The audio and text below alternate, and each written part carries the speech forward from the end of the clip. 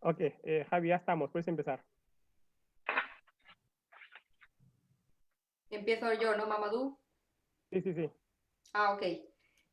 Bueno, Kaixo Guztioi, mi nombre es Estíbaliz, soy la coordinadora de... ¿Perdón? ¿Me has dicho algo, Mamadou? No, no, no. Ah, perdona. Sí, mi nombre es Estíbaliz, soy la coordinadora del área de inclusión social aquí en Médicos del Mundo Euskadi. Y bueno, voy a enmarcar esta actividad dentro del trabajo que hace Médicos del Mundo muy brevemente. ¿Vale? Esta jornada la enmarcamos dentro del proyecto Bizkaian Bizi, que tiene por objetivo promover la cohesión social, la convivencia y una ciudadanía inclusiva, fomentando valores y actitudes positivas contra los estereotipos discriminatorios. ¿Sí?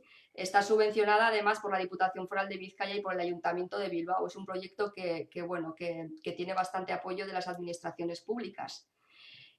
También contaros que llevamos desde el año 2013 trabajando en el ámbito de las diversidades, entre otras la diversidad de género, llevando a cabo un trabajo muy interesante con grupos específicos por los que han pasado más de 200 hombres de más de 50 nacionalidades y de diversas culturas, donde se han tratado temáticas como las masculinidades diversas, la gestión de las emociones y sentimientos, la comunicación y la vulnerabilidad masculina, entre otras de las temáticas.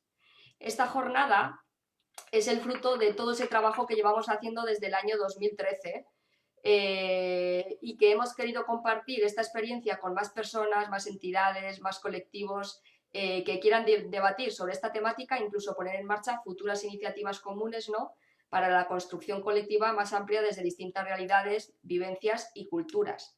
También deciros que estos grupos de hombres con los que llevamos trabajando desde el 2013 surgen por petición propia, porque nosotras desde Médicos del Mundo empezamos a trabajar con grupos específicos de mujeres determinadas temáticas, pues bueno, que en grupos mixtos era más complicado de trabajar, y al de un año los hombres dijeron, oye, ¿qué pasa con nosotros? Nosotros también queremos hablar de nuestras cosas y también queremos nuestros grupos específicos, ¿no? Y ese fue un poco el inicio de estos grupos y de cómo empezamos a trabajar todo el tema de las masculinidades, ¿no? Desde el año 2013 ya llevamos unos cuantos años. Eh, Sin más, porque no os quiero quitar más tiempo, os voy a presentar a Javi, que es la persona que, pues bueno, que va a estar moderando esta primera mesa. Ya sabéis que las jornadas son hoy y mañana se verá la segunda mesa. Y hoy Javi va a ser el que va a estar dinamizando todo este espacio. Javi ha militado en distintos colectivos de solidaridad internacionalista en los últimos 20 años, acompañando diversos procesos de transformación social en varios países de América Latina. También ha participado en espacios político-formativos de nuevas masculinidades y actualmente, además, es parte de la asociación Paz con Dignidad, aunque sí que es verdad, como él dice, ¿no?, que hoy él está como Javi, no como la organización a la que pertenece, ¿no? También comentar que, bueno, que es amigo de la casa de Médicos del Mundo Euskadi y nada, sin más, le doy paso a él para comenzar las jornadas. Es que ricasco guztioi por estar aquí, por todas las personas que nos estáis oyendo y escuchando, y espero que os resulten de interés. Es que ricasco. Javi, cuando quieras. Vale, mil esker, gracias, Arratsaldeon, y bueno, agradecer también especialmente a Médicos del Mundo Euskadi y a Marra, bueno, el haberme ofrecido la oportunidad de moderar esta mesa y estar esta tarde con vosotros, ¿no? Dar las gracias también a todos y todas las personas que nos estáis acompañando en la tarde de hoy en este conversatorio que hemos llamado Masculinidades desde una perspectiva de raza y género, miradas, construcción colectiva y modelos. Un conversatorio que se enmarca en ese debate de replantear la idea de las masculinidades y desaprender los roles de género que hemos adquirido durante nuestra construcción como hombres, ¿no? O de que la idea tradicional de ser hombre ya no se ajusta a la realidad en la que vivimos y a los tiempos en los que vivimos, ¿no? Y bueno, y para ello partimos de un planteamiento de masculinidades diversas en el que proponemos una alternativa para romper ese único modelo hegemónico, incorporando en este caso la perspectiva de raza y de género. Esto está relacionado con que a veces ya nos cuesta cómo los roles femeninos se han ido diversificando, pero sí que es verdad que muy pocas veces ponemos el foco en el papel que jugamos los hombres en todo esto, ¿no? Y para que ese cambio que todos deseamos sea real, creemos que es imprescindible que la otra mitad de la población, en este caso nosotros los hombres, nos demos por aludidos y actuemos sobre nuestra masculinidad y los privilegios que conlleva esta masculinidad hegemónica, ¿no? Haciendo especialmente, bueno, pues un proceso de autocrítica real, tanto a nivel individual como desde las colectividades en las que estamos en el día a día, ¿no? Sabemos que somos productos de nuestro tiempo y nuestra construcción social y cultural, y esto puede llevarnos a desarrollar ciertas actitudes que de forma intencionada o no, pero bueno, al fin y al cabo contribuyen a perpetuar un modelo y un entorno de desigualdad, ¿no? Y bueno, por todo esto creemos que es el momento de que nos replanteemos también, ¿no?, nuestra posición como hombres dentro de la sociedad y demos paso a acciones concretas que nos alejen tanto de actitudes machistas como LGTBIQ-fóbicas, ¿no?, que nos acerquen a nuevas masculinidades, que nos permitan dejar atrás ideas, privilegios, conductas y en definitiva también comportamientos machistas, ¿no? Y creemos también que es el momento también de dibujar sentires y espacios para la convivencia y el bienestar de los que nos rodean y de nosotros mismos como hombres, ¿no?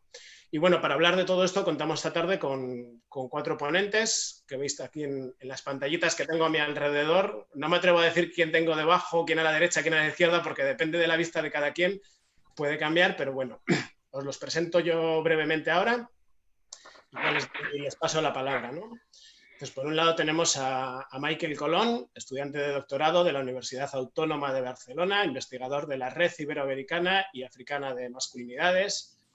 Tenemos a Fátima Píritu, 22 años, norteafricana, estudiante de integración social, activista por los derechos humanos y que realiza su activismo más allá de en la calle, como hemos hecho toda la vida, por así decirlo, a través de las redes sociales mediante su cuenta de Instagram. Os la digo y Marra, si puedes, nos la escribes también en el chat que tenemos aquí a la derecha de las pantallas para que quien quiera seguirla y quien quiera bichear su cuenta pueda hacerlo. @_problematic, aunque antes se le conocía más con la cuenta @fa_activist. Contamos también con Eki Alvar González, integrante de Lazo Ediciones, un proyecto de reflexión crítica anticapitalista, que actualmente se encuentra realizando una investigación sobre los orígenes y los elementos característicos de la masculinidad moderna que emerge y requiere la sociedad capitalista, y de la que nos compartirá también algunos avances de esa investigación. Y por último contamos con Iván Francisco Alberto, angoleño, profesional sanitario, activista y militante en el movimiento antirracista en Euskadi y en el resto del Estado español. Es miembro de la CENAE a nivel estatal y también de la CENAE a nivel de Euskadi. Comentaros brevemente que cada una de ellas contará con unos 20 minutos más o menos de intervención, y que posteriormente habrá un espacio para el debate, también para que nos dejéis vuestras preguntas o comentarios, bien a través del chat que tenemos a nuestra derecha de este Zoom, o bien a través del Facebook del Médicos del Mundo Euskadi. En los comentarios nos podéis dejar vuestras preguntas y luego en la parte final del conversatorio trataremos de recogerla y de debatir sobre ellas y darle respuestas, ¿no? Y nada más por mi parte. Gracias una vez más a Médicos del Mundo y a todas las personas que nos estáis acompañando hoy. Y Michael, si te parece, te paso la palabra. Vale, gracias, Javi. Antes que nada, agradecer a Médicos del Mundo y a todas y todos los que están involucrados en estos procesos. Como bien tú apuntabas, pues involucrar a esa otra mitad de la humanidad en este proceso de cambio y de replanteamiento de lo que implica las masculinidades, afortunadamente, por decirlo de esa manera, también llegó a Cuba. Yo entré en un proceso cuando apenas era estudiante de la licenciatura, en el que por el año 2005 creábamos alrededor de un profesor que tenía varios proyectos relacionados con la construcción cultural y social de las masculinidades en el contexto cubano, y entramos a formar parte de un proyecto que era un foro de masculinidad y cultura de paz, en donde desde diferentes disciplinas intentábamos bien desentrañar las complejidades de estos procesos culturales y sociales, y por otro lado, pues intentar involucrar a los hombres que nos rodeaban, a cada uno de nosotros, tanto del ámbito universitario como del ámbito cotidiano de cada uno y uno de los integrantes que formamos parte de ese primer proyecto. Luego, el proceso afortunadamente siguió, o sea, ganando en importancia, o sea, se unieron varias instituciones. Afortunadamente, el profesor que coordinaba este proyecto, el doctor Julio César González Pajés, quien nos involucró a muchos y muchas en este proyecto, logró que se integraran varias instituciones cubanas del ámbito político y del ámbito cultural que dieron su apoyo, y logramos entonces en 2007 fundar la Red Iberoamericana y Africana de Masculinidades, que lo que intentaba en aquel entonces era, a través de los marcos que ya habíamos establecido dentro del contexto cubano de análisis, de debate, de discusión, pues intentar integrar otras experiencias de otros países, o sea, de otras regiones que tenían quizás algunas coincidencias culturales con el contexto cubano o no. Y entonces sobre esa base pudimos construir muchas alianzas y muchos proyectos que fueron beneficiosos para todas y todos.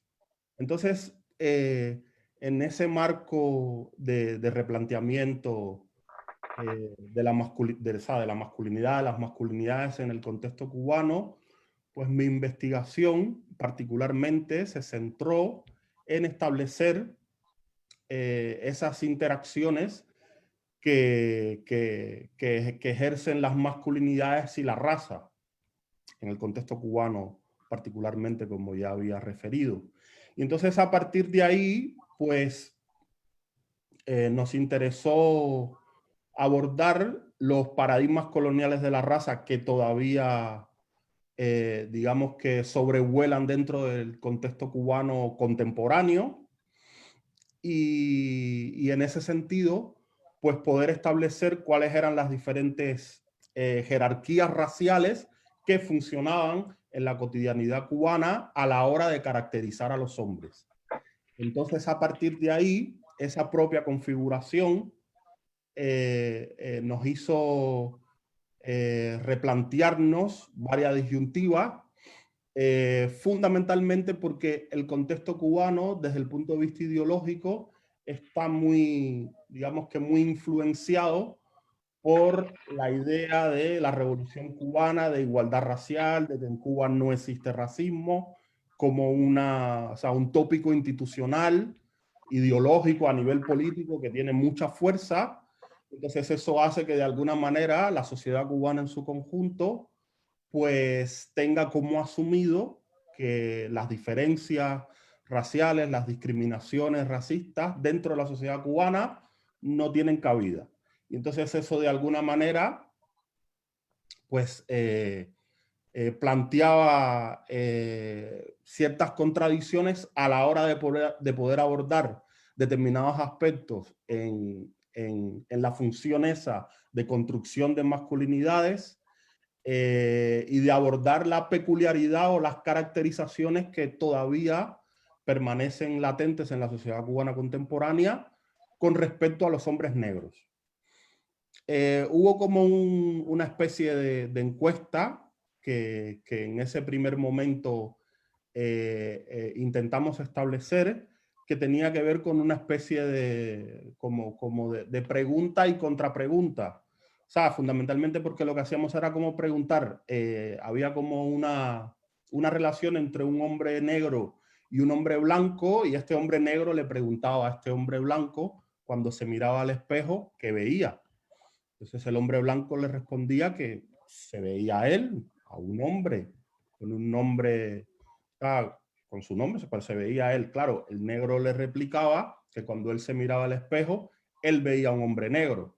O sea, y eso de alguna manera implicaba que obviamente para los hombres blancos la raza no tiene las connotaciones que tiene para un hombre negro. En este caso, dentro del contexto cubano, que como ya había hecho referencia, está muy marcado por esa idea utópica de igualdad racial y que todos somos iguales y que no hay diferencias.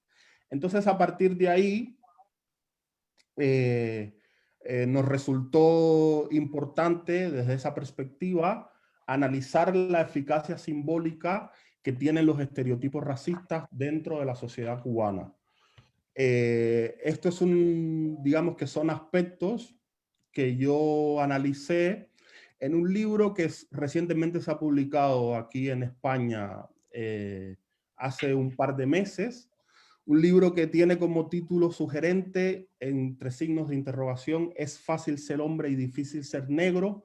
Masculinidad y estereotipos raciales en Cuba.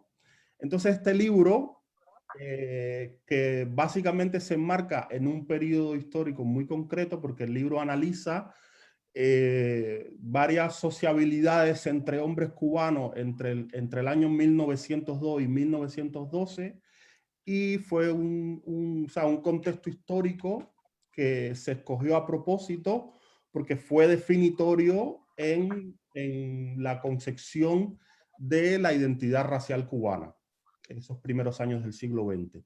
Entonces, a partir de ahí, valorar esos procesos históricos que obviamente en un contexto en donde los paradigmas coloniales de la raza todavía tenían un gran efecto, fundamentalmente tengamos en cuenta que Cuba fue el penúltimo país de América Latina que abolió la esclavitud en 1886, con lo cual esas connotaciones del sistema esclavista tuvieron vigencia en el contexto latinoamericano en general, pero en Cuba y Brasil, que fueron dos de los países que, digamos que fueron hasta el límite de la legalidad del sistema esclavista, pues se establecieron estos paradigmas que de alguna manera han contribuido a que en la sociedad cubana contemporánea la configuración estética de la masculinidad tenga características específicas y podamos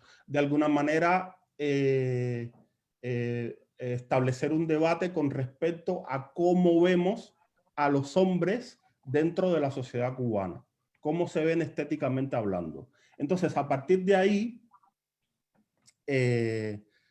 está claro que todavía dentro de la sociedad cubana contemporánea hay ciertos paradigmas de comportamiento que están identificados a tu color de piel. Entonces, un hombre se comporta o creemos que se comporta en función del color de su piel. Y hay determinados patrones que de alguna manera son bastante rígidos porque son inamovibles. Nosotros vimos cómo en los inicios del siglo XX a los hombres negros se les llamaban de una manera y cómo esa, digamos, valoración estética todavía es presente en la sociedad cubana contemporánea. Entonces, consecuentemente con esos paradigmas y esos valores estéticos que todavía están presentes en otros contextos latinoamericanos y en otros contextos, digamos, ya mundialmente, por la significación que tiene la raza, seguimos, digamos que estableciendo esa actuación social de un hombre a partir de definiciones del color de su piel. Un hombre se comporta de esta manera o actúa de esta manera porque es negro o porque es blanco. Ahora, cuando en los diferentes proyectos, sobre todo de ámbito más comunitario, con los que hemos tenido la oportunidad de interactuar dentro del contexto cubano, proyectos comunitarios que están como enmarcados en barrios más periféricos, donde hay, o sea, otras situaciones cotidianas más allá de las prácticas racistas o de los estereotipos racistas. a la hora de interactuar con estos hombres e intentar involucrarlos en este cambio en cuanto a los roles y en cuanto a los paradigmas tradicionales de las masculinidades, pues obviamente nos hemos encontrado con posturas que responden a la ideología patriarcal predominante y justamente esa conjugación entre la ideología patriarcal y las prácticas racistas contemporáneas hace que de un modo, digamos que muy significativo, pues los hombres negros de alguna manera tienen asumido estos valores machistas, violentos y heteronormativos que traspasan esas barreras que comentábamos respecto a las prácticas racistas cotidianas que podemos encontrar en cualquiera de nuestros contextos.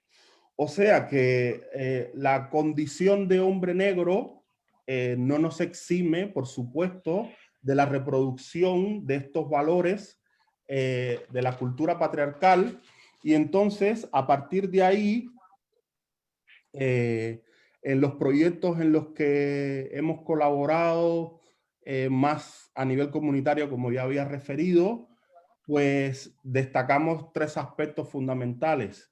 En primer lugar, yo creo que es importante tener presente la importancia que hay detrás de esas imágenes de subalternidad. O sea, que todavía hacen que la valoración estética de un hombre por el color de su piel todavía tenga esa carga de la condición colonial, y entonces esas formas y expresiones de un modo muy particular ciertamente distorsionan la imagen a la hora de uno, digamos que asumirse como hombre, pero por otro lado, como ya había referido anteriormente, tiene la peculiaridad de que seguimos reproduciendo ciertos valores del patriarcado que hay algunos estudios teóricos que hablan de un patriarcado negro en diferentes contextos, y entonces eso es algo que yo creo que tenemos que tener presente a la hora de trabajar con hombres negros, a la hora de poder plantear ese reformulamiento de los roles tradicionales, de la manera de asumir las masculinidades en el contexto de cambios y de transformaciones que necesitan los hombres, por lo que de alguna manera estaba refiriendo. Entonces, por otro lado, yo creo que también es importante destacar que hay ciertos valores de socialización en el que están involucrados comúnmente hombres negros, que por un lado tiene un impacto negativo, en el sentido de que todavía se continúan perpetuando estereotipos racistas, que hay muchos. O sea, no me detendré ahora a mencionar, porque son muchos los estereotipos racistas, que acompañan la figura de un hombre negro, pero que a su vez en algunos casos también tenemos que entender que hay estereotipos racistas que también proyectan cierta complicidad con los valores tanto de la virilidad masculina como de la heterosexualidad. Aquí sí que puedo decir que esos valores que hablan de que los hombres negros son buenos bailadores o que bailan muy bien en determinados contextos, o que los hombres negros, su órgano sexual tiene unas dimensiones inusitadas, de alguna manera refuerzan esa virilidad masculina y esa heteronormatividad que los hombres negros asumen digamos que con cierta o sea, como algo positivo, o sea, es algo positivo de su masculinidad. Entonces son valores que de alguna manera tenemos digamos, que poner en valor a la hora de trabajar con grupos de hombres negros, para que entiendan que independientemente de que estos estereotipos le dan una imagen quizás positiva o en algunos casos folclórica de su identidad racial, pues no siempre esto va a contribuir digamos, a replantear ese escenario en el que las masculinidades tienen o sea, que cambiar determinados patrones a la hora de interactuar, tanto con otros hombres como con mujeres, como con niños. Entonces hay un tercer aspecto que de alguna manera hemos intentado destacar también en este trabajo que hemos hecho en los últimos años, que tienen que ver con que los hombres negros asuman la masculinidad de esa manera en la que nos estamos planteando proyectos como este o muchos otros proyectos. En igualdad, en equidad.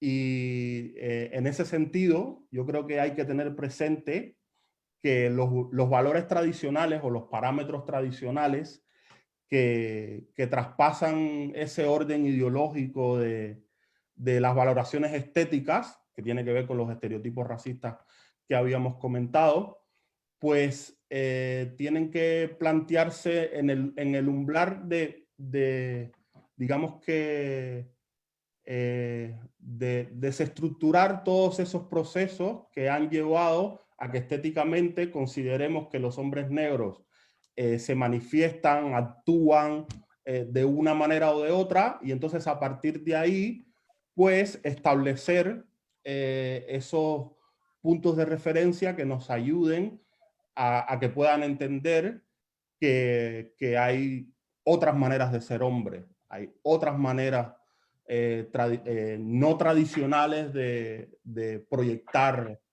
las masculinidades.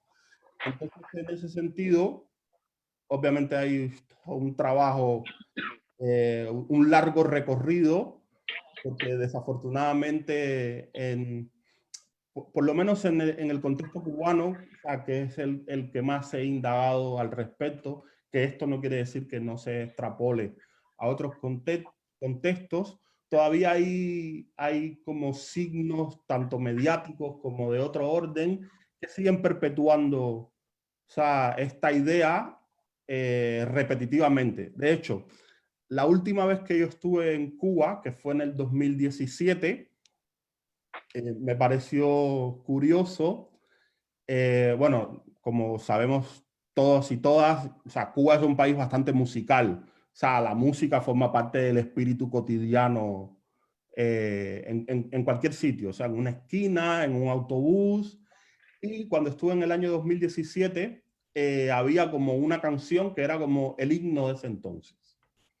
O sea, te la encontrabas en el autobús, en el taxi, en la esquina, en todas partes. Y esta canción, lo gracioso del asunto es, o sea, el nombre de o sea, era bueno, sabemos también que el reggaetón es un fenómeno mundial y Cuba, a pesar de que tiene mucha tradición musical, no ha escapado a los tentáculos del reggaetón y está siendo un ritmo muy popular dentro de Cuba. Entonces, en este 2017, como les comentaba, había una canción que era el himno de ese entonces, que la canción se llamaba El Palón Divino.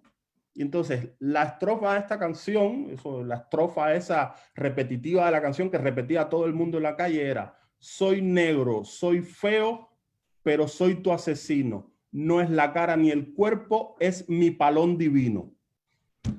Entonces, lo mediático y el impacto de las estrofas de esta canción, aludiendo obviamente al órgano sexual del hombre negro, de algún modo nos hizo darnos cuenta que todavía había un trabajo muy importante por hacer. Sobre todo en estos últimos años hemos estado intentando tener como más presencia en los medios de comunicación cubanos, algo que de un modo determinado es complicado porque, como ya había comentado, desde el punto de vista ideológico, en la institucionalidad cubana, se tiene asumido que en Cuba no hay diferencias raciales, que la igualdad, o sea, que todos somos iguales. Entonces, nada, luego si hay alguna pregunta, algún comentario, pues seguimos en el debate. Gracias. Muchas gracias a ti, Michael, por compartirnos. Le damos la palabra a Fátima, a Fa, que me ha dicho que prefiere que le llamemos así, que nos va a compartir también sus saberes sobre masculinidad en Oriente Medio y el norte de África desde un punto de vista islámico y social postcolonial. Te paso la palabra, Fátima.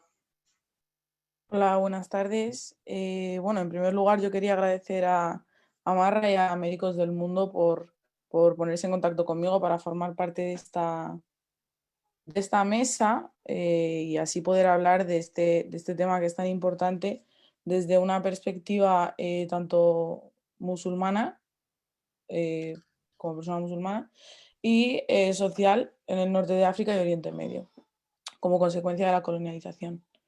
Bueno, en primer lugar, para ubicaros un poco y poneros en contexto, en el Islam el profeta Muhammad es considerado Insan al-Kamil, que significa el ser humano perfecto, y Uswa al-Hasana, que es el excelente modelo de conducta, lo cual hace que su sublime moralidad, religiosidad y ética sea un ejemplo, un ejemplo a seguir para todos los creyentes, tanto hombres como mujeres, pero por el hecho de ser hombre es una referencia especial para la construcción de la masculinidad del hombre musulmán, ¿no? Bueno, el musulmán tiene recomendado seguir la sunna, que es un conjunto de normas de comportamiento centradas en las acciones diarias y las relaciones íntimas y emocionales del profeta Muhammad. Y bueno, teniendo esto en cuenta, me gustaría contaros un poquito así por encima, porque si no sería un tema muy extenso, qué es lo que hacía o cómo se comportaba el profeta Muhammad para terminar de poneros en contexto y continuar con el tema. Bueno, pues el profeta Muhammad, según los escritos y tal, hacía tareas domésticas, solía hacer tareas domésticas, remendaba sandalias, prendas, o sea, cosía, cuidaba de los hijos junto con sus esposas. Aparte de esto, daba notoriedad al papel de sus esposas en el mundo de la política, de la economía, de la educación. Y para esto, para explicar esto bien, os pongo un ejemplo que va a ser hablar de Khadija. Khadija fue la primera mujer de Muhammad. Y un dato curioso, porque nunca viene mal, es que él tenía 25 años cuando se casó con ella y ella tenía 40. Se casaron por amor, estuvo casado con ella de forma monógama, cosa que no era lo común por aquel entonces, durante 25 años. Y durante esos 25 años él la apoyó a ella y ella la apoyó a él en todo momento. Bueno, pues Khadija era una mujer viuda y era la más poderosa de la Meca en aquella época, porque fue la primera mujer de negocios musulmana en la historia del Islam. Y de hecho, antes de casarse con ella, Muhammad era solo un simple trabajador suyo, o sea, trabajaba para ella, se enamoró y le pidió matrimonio. Bueno, pues esto lo cuento para desmontar un poquito el estereotipo de que el Islam respalda las acciones patriarcales de algunos hombres musulmanes cuando utilizan la religión para justificar su machismo. Bueno, cuando Muhammad se encontraba en algún momento difícil emocionalmente hablando, buscaba apoyo emocional y guía recurriendo a su esposa, transformando esa vulnerabilidad en fuerza. O sea, se dejaba ver vulnerable y daba importancia a los sentimientos, ¿no? Creaba una fachada y fingía ser lo que supuestamente es lo común ahora, ser un hombre, no llorar, etc. Otro ejemplo es el caso de Aisha, que fue otra esposa suya posterior a Khadija, que nos cuenta que una vez le preguntaron que cómo era el profeta, o sea, cómo era Muhammad en casa, qué solía hacer. Y ella respondió que Muhammad se mantenía ocupado sirviendo a la familia y cuando llegaba la hora del rezo, de la oración, dejaba de servir a la familia para servir a Dios. O sea, que tenía una actitud no servicial, porque suena mal, pero era una persona que estaba en constante contacto y abría sus emociones y ayudaba a su familia y dejaba que le ayudasen. Bueno, debemos tener en cuenta que todo esto fue hace 1400 años y hay que poner todas estas ideas y meterlas en ese contexto, en cómo era la gente hace 1400 años y la sociedad. Históricamente, a este modelo de hombre, masculinidad, se le han superpuesto elementos culturales, a veces pasando a formar parte de la propia tradición religiosa y a lo largo del tiempo formando un conjunto de reglas, muchas veces no siguiendo tanto los textos religiosos y sus exigencias, que era lo que se debería hacer en un caso utópico, sino siguiendo los cambios históricos y sociales. Haciendo que la religión sea una herramienta de resistencia o legitimidad para el poder patriarcal, así en el nombre del Islam. Dentro de estos cambios sociales e históricos encontramos, por desgracia, un proceso que todos conocemos bien, que es la tan mencionada colonialización, tanto en Oriente Medio por parte de los ingleses como en el norte de África por parte de los españoles y los franceses. A pesar de la diversidad de experiencias nacionales individuales, porque todos sabemos que la colonización ha sido distinta en Oriente Medio que en otros países de África o Latinoamérica, y aunque sean el norte de África, países vecinos, la colonización que ha sufrido, por ejemplo, Argelia, no es la misma que ha sufrido Marruecos, pero todas estas tienen algo en común, que es que el colonialismo siempre ha estado acompañado de una narrativa de género que ha tenido impactos significativos en la subjetividad precolonial. De hecho, el discurso de género dentro del colonialismo ha sido un elemento central de ataque a la memoria, historia y cultura de la población local de estas zonas colonizadas, ¿no? Las metáforas de género han acompañado a la construcción de la otredad, llamando lo otro a estas localizaciones, al norte de África en este caso, y Oriente Medio. Justificando así la actitud occidental hacia Oriente, muchas veces construida, estas poblaciones construidas como una mujer irracional e indefensa, que Occidente, con sus cualidades supuestamente masculinas de fuerza y lógica, tenía la tarea de impulsar.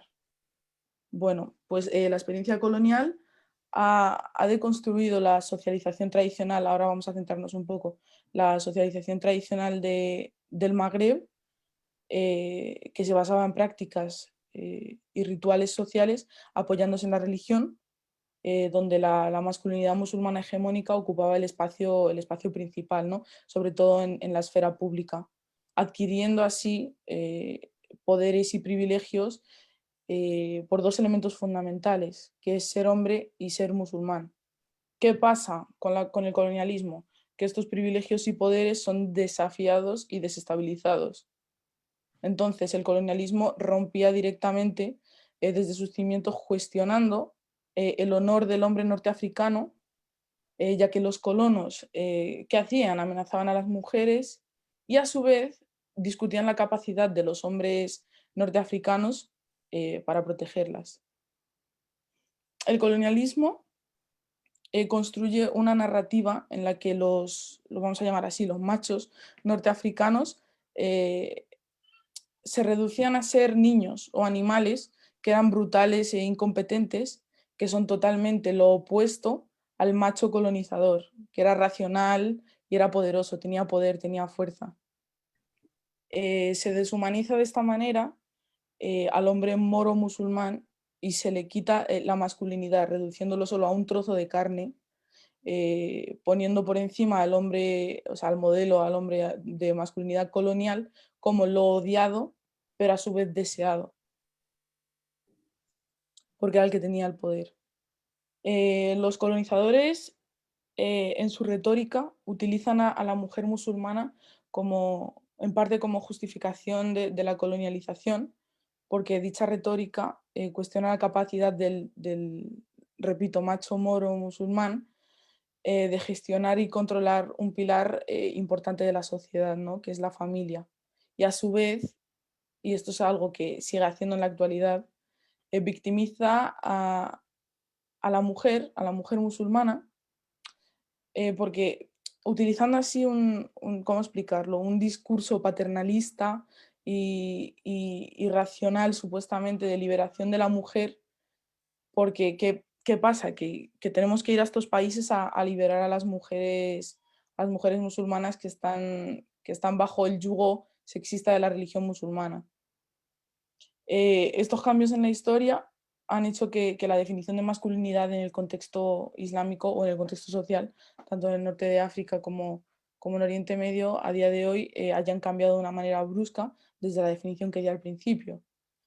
En la actualidad nos encontramos con una sociedad postcolonial cuya definición de masculinidad tiene como pilar principal, como pilar que agarra este tipo de sociedad, glorificar la virilidad del hombre, la dominancia, el uso de la fuerza para ganarse el respeto, tanto en el ámbito familiar como fuera de casa. Pero, a ver, una vez más, como esta masculinidad está arraigada a los pilares que han construido esta sociedad, por mucho que haya hombres deconstruidos con una masculinidad sana, siempre van a ser digamos, una especie de minoría señalada como menos hombres, porque no siguen lo que está socialmente impuesto como el rol del hombre, ¿no? Como no siguen lo que supuestamente el hombre tiene que hacer, son menos hombres. Y bueno, estoy haciendo como súper rápido esta charla, pero bueno, yo creo que estoy dejándolo todo claro. Ahora os quería mencionar un estudio que se realizó en Marruecos en 2016. Ya voy a dejar de hablar de Oriente Medio y de otros países del norte de África para centrarme en Marruecos, que se realizó en 2016 en el que se habla de este tema. Y bueno, en ese estudio se dice que los hombres y las mujeres creen que la sociedad marroquí está sufriendo una crisis de masculinidad. ¿Por qué? Porque básicamente se tienen definiciones distintas de lo que es la masculinidad y eso genera un choque entre religión, tradición y cultura, ya que un gran número de encuestados, los hombres encuestados, en la encuesta se hicieron preguntas a 1.600 hombres y 1.600 mujeres de distintos contextos. Algunos eran ricos, otros pobres, unos vivían en el campo, otros en la ciudad, algunos jóvenes, otros mayores. Bueno, pues un gran número de estos encuestados hombres utilizan la definición postcolonial de la masculinidad que he explicado hace un ratito y a su vez utilizan a la religión a modo de excusa para seguir viviendo en este sistema patriarcal que les beneficia. Entonces, como Marruecos es un país islámico, vamos a utilizar la definición postcolonial porque me beneficia a nivel de patriarcado, pero voy a utilizar a la religión para poder seguir con mi plan, ¿no? Mientras que un gran número de las encuestadas, de las 1.600 encuestadas, definen la masculinidad desde un punto de vista islámico precolonial, en el que el hombre sigue como modelo de hombre o de masculinidad al profeta Muhammad. Los participantes masculinos tendían a enfatizar la fuerza de los hombres, diciendo que un hombre tiene que ser decisivo, físicamente poderoso, que mantenga y que controle a la familia, incluso si eso significa recurrir a la violencia. Y si extrapolamos esta definición que han dado los hombres de esta parte de la encuesta, podemos ver que hay similitudes con lo que es el colonialismo, básicamente, ¿no? Controlar a la población y si hace falta, o sea, mantenerla, controlarla, ser más poderoso que la población y si hace falta, pues utilizamos la violencia para que esta gente nos haga caso. Al menos el 62% de estos hombres que fueron encuestados estaban de acuerdo en que una mujer debe tolerar la violencia para mantener unida a la familia.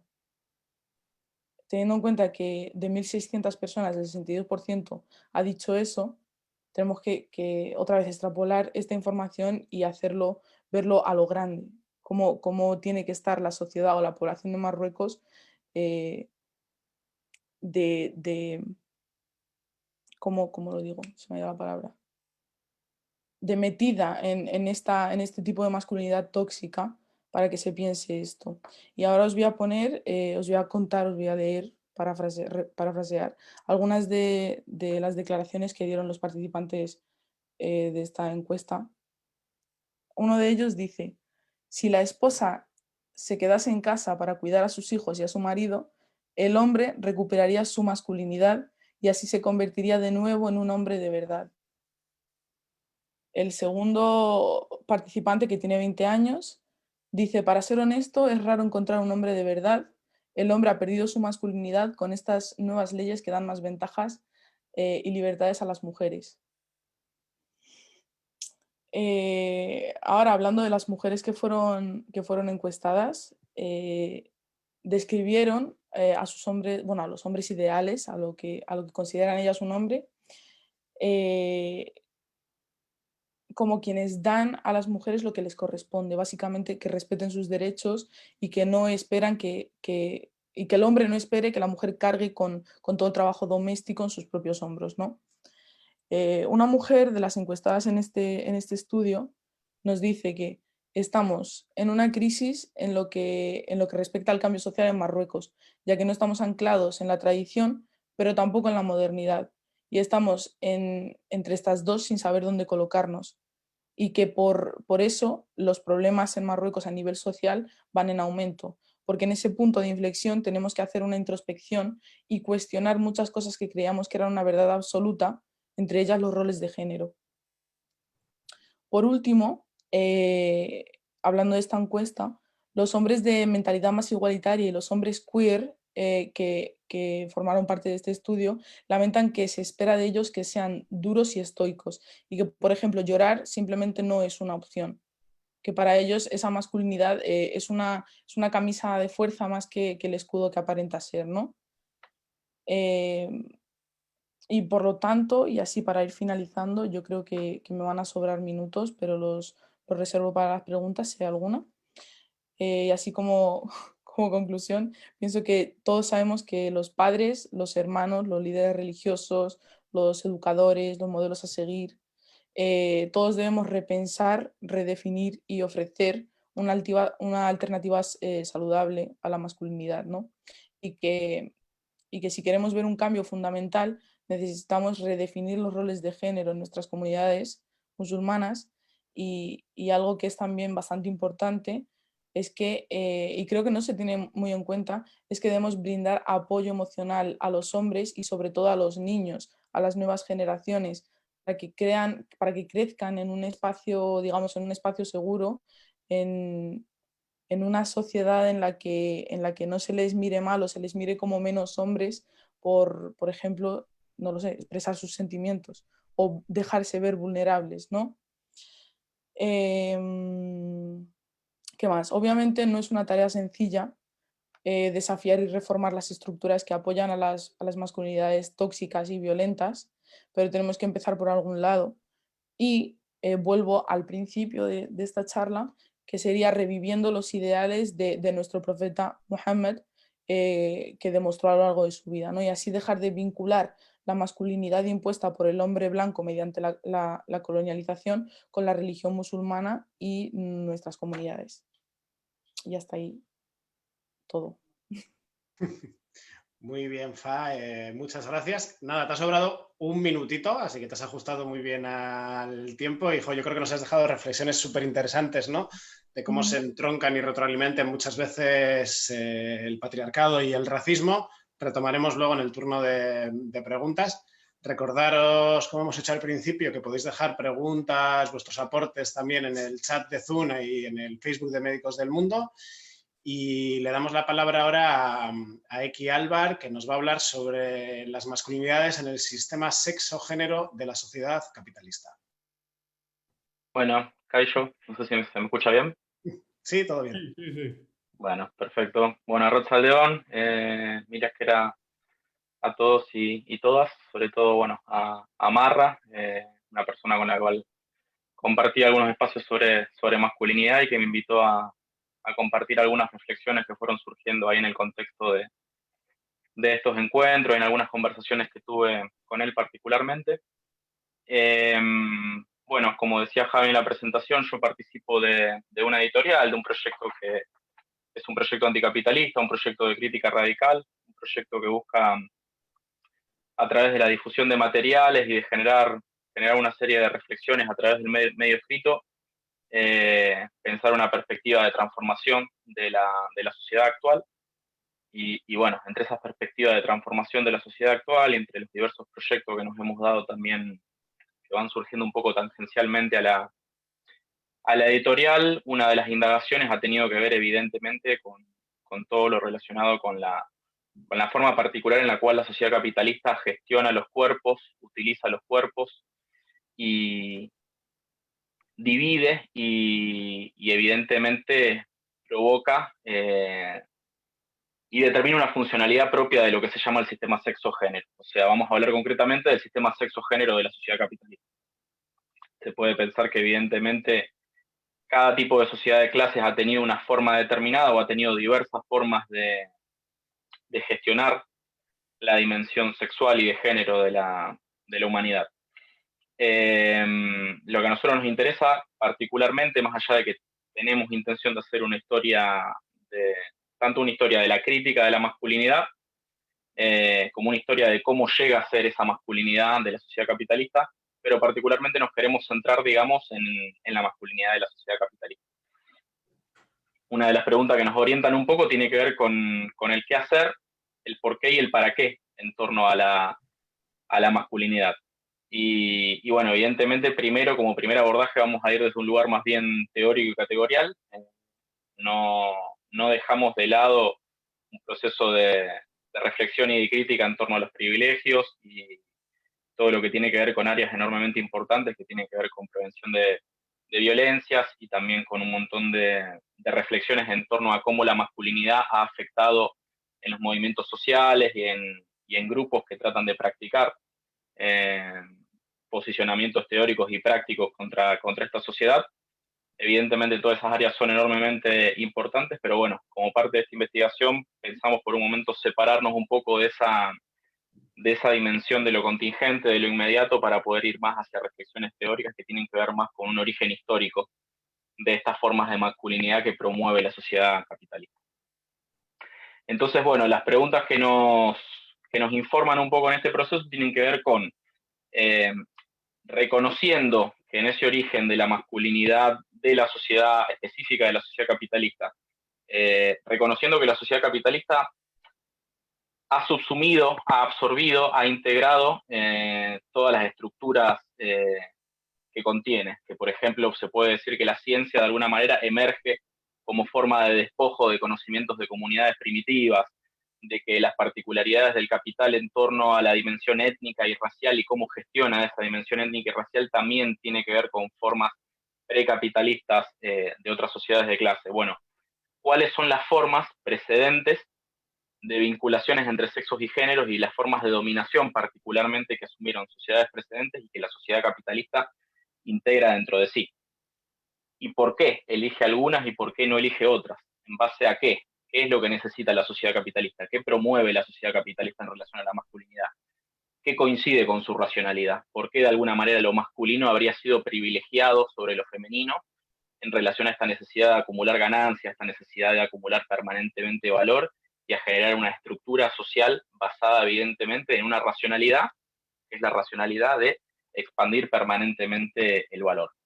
Y teniendo en cuenta esas dimensiones, podemos luego pensar si en el devenir histórico de la sociedad capitalista esas necesidades han cambiado, si en este momento que se habla masivamente de una crisis de la masculinidad tiene que ver con justamente una crisis de la sociedad capitalista en su conjunto, o tiene que ver con el hecho de que los estereotipos y las dimensiones culturales que ha desarrollado la sociedad capitalista en relación a sus necesidades sobre la masculinidad quizás ya no son funcionales en un contexto histórico en el cual los elementos más prototípicos de esa masculinidad del trabajador industrial, de la revolución industrial, ya hoy en día no son tan estrictamente necesarios como en otro momento.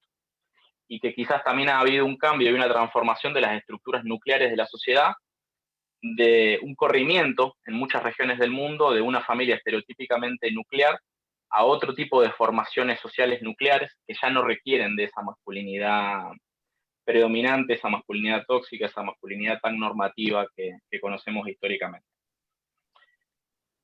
Luego nos interesa, evidentemente, pensar en torno a la transformación, no pensar en torno a la mera reflexión. Entonces, la idea es pensar qué aspectos transformadores, qué perspectivas, qué posibilidades nos va a abrir, digamos, este tipo de reflexiones. ¿Para qué realizamos este ejercicio? ¿Qué podremos visualizar gracias a este ejercicio histórico de pensar en la forma específica de masculinidad de la sociedad capitalista? Y luego también es enormemente interesante pensar qué debe hacer la crítica radical con la masculinidad. ¿Debe destruirla? ¿Debe deconstruirla? ¿Debe diversificarla? ¿Qué es en particular lo que pretende hacer la crítica radical con la masculinidad? Una cosa que de alguna manera informa a todos los proyectos en los cuales participo y que están en torno a la editorial, tiene que ver con el hecho de que nosotros y nosotras siempre solemos decir que evidentemente no basta con graficar, con ilustrar, con informar acerca de los padecimientos y de las problemáticas de nuestra sociedad. Evidentemente vivimos en una sociedad que, particularmente en este momento histórico, es cada vez más consciente de su perspectiva y su posibilidad cada vez más tangible de autoextinción, pero así todo las cosas no cambian. La dinámica estructural sigue, más allá de que seamos conscientes cada vez más de que vamos lisa y llanamente de camino al precipicio. Lo importante entonces no es solo dar a conocer esas verdades, no es dar a conocer ese enfoque de lo mal que estamos, de la enorme dimensión de nuestros padecimientos, sino intentar convertirnos en una fuerza social a través de esas reflexiones para poder desmantelar ese sistema social que nos está llevando a ese lugar. Y bueno, evidentemente, para poder hacer eso, una parte de este ejercicio tiene que ver con una dimensión teórica, y esa dimensión teórica va a estar informada en cierto sentido por ciertas precisiones. Me gustaría aclarar al menos 2 o 3 cositas. Bueno, evidentemente hay 3 conceptos que son un poco fundamentales para encarar este estudio, esta investigación. Por un lado, bueno, el estudio histórico del patriarcado, en particular me parece que una autora bastante importante en este aspecto ha sido Gerda Lerner. También hay otros autores como Freddy Perman que han desarrollado una historia acerca de cómo concebir la historia humana como una historia patriarcal, justamente, como una historia la historia de él, history en inglés, la historia de sí mismo, que va borrando y va cifrando todo lo que no es él mismo. Entonces, un proceso inicial tiene que ver con desmantelar esa historiografía patriarcal y poder recuperar una historia que contenga elementos que no tengan que ver justamente con esa normatividad. Y bueno, entender de alguna manera que el patriarcado existe y el patriarcado perdura desde hace milenios. El patriarcado existe allí siempre donde esté el Estado, donde estén las sociedades de clase. En algunas formaciones sociales es casi indistinguible del Estado, de las formaciones sociales de clase, pero el rol histórico del patriarcado va mutando, va cambiando, y va cambiando a la vez a quienes integra el patriarcado en sus funciones, y va cambiando también los grados en los que requiere que determinadas personas dentro de la sociedad asuman funciones patriarcales. Por otro lado, también vale la pena clarificar a qué nos referimos por sistema capitalista, porque muchas veces es un tema bastante controversial. En nuestro caso, no planteamos que el sistema capitalista sea algo que tenga una fecha y un lugar determinado de origen. No estamos hablando de Inglaterra en el siglo XVII. Sí, no lo negamos. Hubo ciertos hitos, hubo ciertos momentos históricos en los cuales se puede ver de una manera más clara ciertas formaciones sociales, pero para nosotros la historia del sistema capitalista es la historia de todos los sistemas sociales que empiezan a tener una racionalidad en torno al valor y al crecimiento y a la maximización de una ganancia, a la maximización de toda una serie de actividades que tienden a subvertir y a integrar a todas las otras actividades humanas en la persecución de más valor, de más ganancia, y que empiezan a socavar y que van socavando permanentemente todas las formas comunitarias de vinculación. Nos parece importante tener una claridad sobre qué es el sistema capitalista, porque luego es muy importante al momento de decir qué es uno, qué es una, cuando nos definimos anticapitalistas. que es un tema enormemente controversial, muchas veces en relación a cuestiones de masculinidad, de feminismo, muchas críticas por parte de muchos sectores de la izquierda plantean que habría una jerarquía, de alguna manera, de luchas. Luego otras formas de conseguirlo tienen que ver con enfoques transversales. Nuestra perspectiva es que, en definitiva, digamos, es una lucha conjunta, es una lucha de conjunto. Nuestra intención no es sacarnos el traje de anticapitalista cuando salimos de la fábrica o de la oficina, ponernos por un momento el traje antirracista cuando caminamos por la calle y estamos en el barrio, y luego ponernos el traje de feministas cuando llegamos a nuestra casa. Son todas las reivindicaciones simultáneamente o no es ninguna. Eso nos parece enormemente importante. Y luego, entender que cuando hablamos de sistema capitalista y de sistema sexo-género, estamos hablando de un sistema, efectivamente, y esa palabra no es casual, esa palabra tiene una dimensión lógica, tiene una dimensión importante a la hora de entender de qué estamos hablando. Los sistemas están compuestos de subsistemas y están compuestos de diferentes lógicas y diferentes racionalidades en diferentes niveles, ¿no es cierto? Entonces, tenemos que entender que la sociedad capitalista no utiliza al sistema sexo-género como si fuera simplemente una parte constitutiva que luego no provoca modificaciones y no condiciona y no determina al sistema capitalista en su conjunto, sino que hay una retroalimentación de esas dos dimensiones. Y nos parece importante también plantear que cuando hablamos de sistema sexo-género no estamos hablando de esa disociación en la cual sexo sería la dimensión biológica y género sería la dimensión cultural. En este sentido nos basamos un poco en elementos teóricos que vienen de autoras como Gail Rubin o particularmente Anna Fausto Sterling, en la cual tanto sexo como género tienen a su vez dimensiones biológicas y culturales. En diferentes grados se podría pensarlo, pero lo importante es entender que también no es que la dimensión sexual es una dimensión transhistórica y la dimensión de género es una dimensión contingente a una sociedad particular. No es que el género es la forma en la cual el sistema capitalista actúa sobre el sexo, sino que el sistema capitalista actúa simultáneamente en la totalidad de la dualidad de los dos polos sexo-género y actúa también en la mediación entre sexo y género, algo que Anna Fausto Sterling ha estudiado de manera bastante profunda en diversas sociedades de clase. Bueno, luego también es importante, evidentemente, clarificar qué es la masculinidad, qué son las masculinidades, por qué hablamos de masculinidad o masculinidades. En ese sentido, hay muchísimos autores que lo han abordado desde un lado histórico, desde un lado ligado sobre todo a la academia, pero particularmente nos interesa más centrarnos en experiencias como las del Frente de Liberación Homosexual en Argentina, en la región francesa, expresiones que tienen que ver por ahí con, bueno, lo que fue la experiencia de la revista Persona en Argentina, de Nuestro Mundo, que tiene que ver con pensar esa masculinidad en un sentido subversivo y provocar un proceso de reflexión y de cuestionamiento de las actitudes y de las prácticas específicamente masculinas y de la homosocialidad masculina en la sociedad capitalista, de cómo los hombres operan en el ejército, de cómo los hombres operan en la fábrica, de cómo los hombres operan en el estadio de fútbol, en los entornos domésticos. Y bueno, particularmente es así, privilegiamos, digamos, no la dimensión estrictamente histórica académica, sino una dimensión ligada a los estudios que han provenido de experiencias de transformación. Simplemente para adelantar, algo que nos parece un eje bastante central, tiene que ver con, de alguna manera, un rechazo inicial a hablar de masculinidades como si fuera algo transformador hablar de masculinidades. Evidentemente, en el último tiempo vemos que en gran cantidad de disciplinas o en gran cantidad de áreas dentro de los movimientos sociales se ha adoptado el uso del plural y se le da una característica transformadora, una característica hasta subversiva en cierto sentido. Tenemos que reconocer que descreemos un poco del potencial transformador que tiene esa transformación del singular al plural. Y creemos que, en particular, en relación en muchas esferas, digamos, también en los procesos de racialización y etnización de la sociedad capitalista se ve con mucha claridad, pero nos parece importante reconocer que la sociedad capitalista necesita no de un único tipo de masculinidad, sino que la sociedad capitalista necesita al mismo tiempo tanto de un James Bond como de un Winston Churchill, pero también la sociedad capitalista necesita de un Alan Turing. O sea, la sociedad capitalista se nutre permanentemente de toda una forma de diversos en torno a la masculinidad. Y justamente entender cómo operan de manera unificada esas diversidades es lo interesante.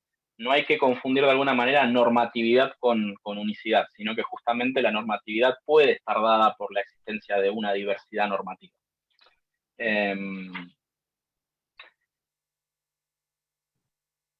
Bueno, luego ya para ir entrando en un cierre, por así decirlo, de esto que es, como mencionaba al principio, un esbozo, simplemente una serie de notas que tengo que confesar me ha costado bastante ordenar porque, bueno, es una maraña, digamos, de conceptos y de lecturas en desarrollo.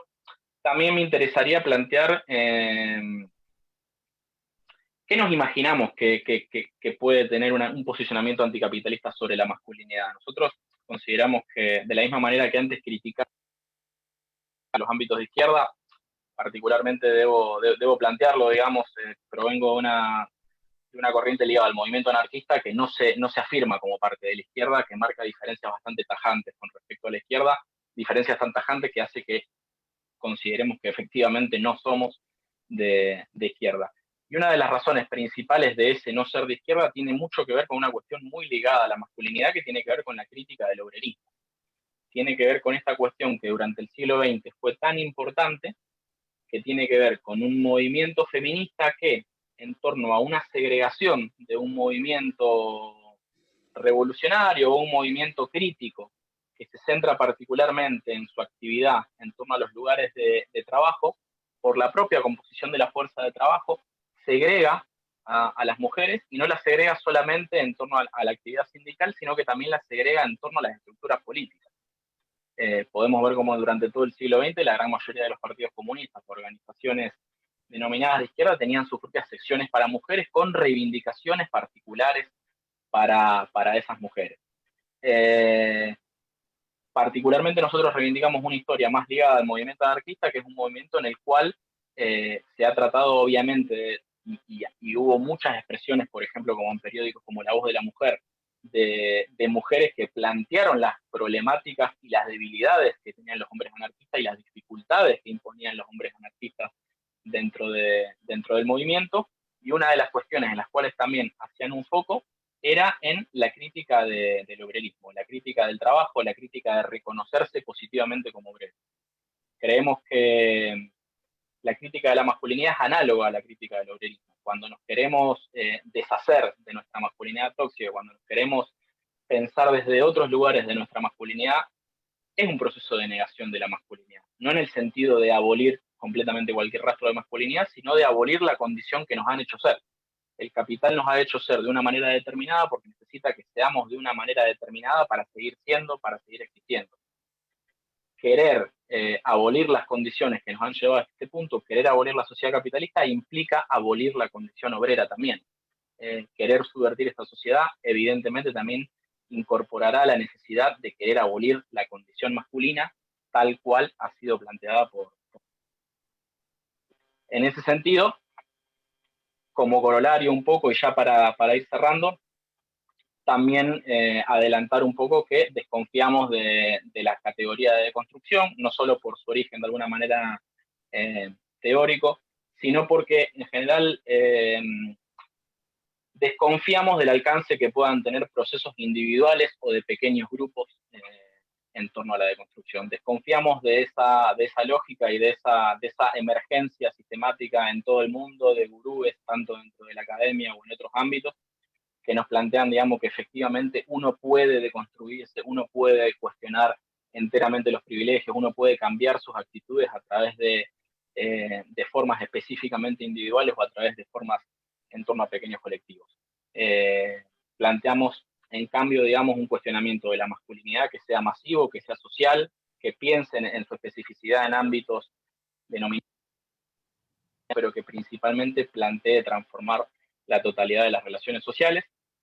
Y en este sentido, siempre volvemos y nos informa mucho una compañera histórica de la década del 70 en Italia, que bueno, sigue viva afortunadamente hasta el día de hoy produciendo materiales importantes, que es María Rosa Dalla Costa, que ella plantea algo que al mismo tiempo también es una crítica del movimiento feminista, el movimiento de donde ella venía, una crítica constructiva, evidentemente, que tiene que ver con lo que ella afirmaba hacia 1977, creo, que decía: nuestro objetivo no es que nuestros maridos compartan las tareas domésticas con nosotras, sino que el objetivo es abolir lo doméstico, sino que el objetivo es provocar una socialización de las tareas, provocar una socialización de la reproducción y una socialización de los cuidados. No queremos ponernos en pie de igualdad en las condiciones sociales.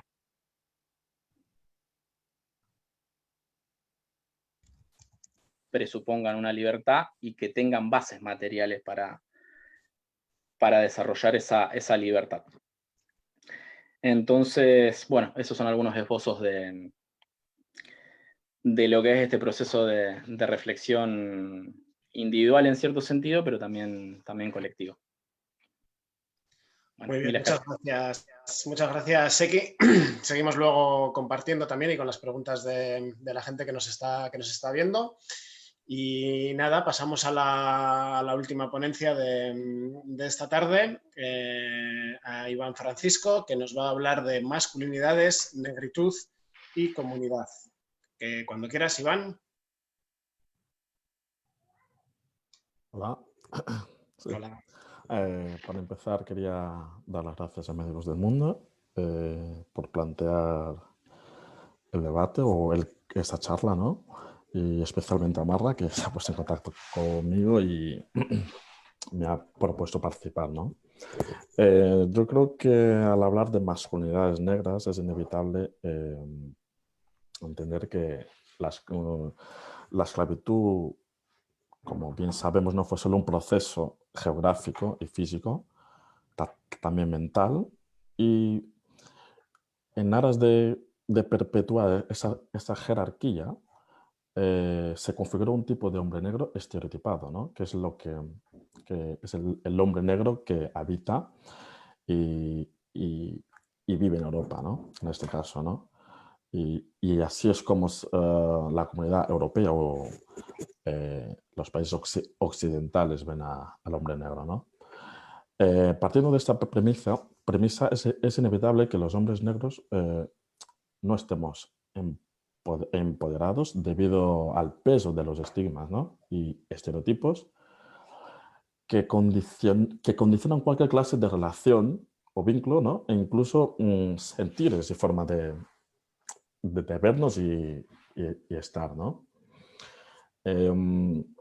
Nuestras sociedades están jerarquizadas siguiendo una lógica no solo patriarcal, también racial, ¿no? Y como bien sabemos, en el desarrollo del comercio de personas esclavizadas como mercancía o bienes de intercambio, esa masculinidad y esos hombres sufrieron una reducción a meros productores o reproductores, ¿no? Y ese relato construido desde las colonias hasta nuestros días sigue describiendo un hombre negro configurado bajo esta figura, ¿no? Y lo que es realmente significativo, ¿no?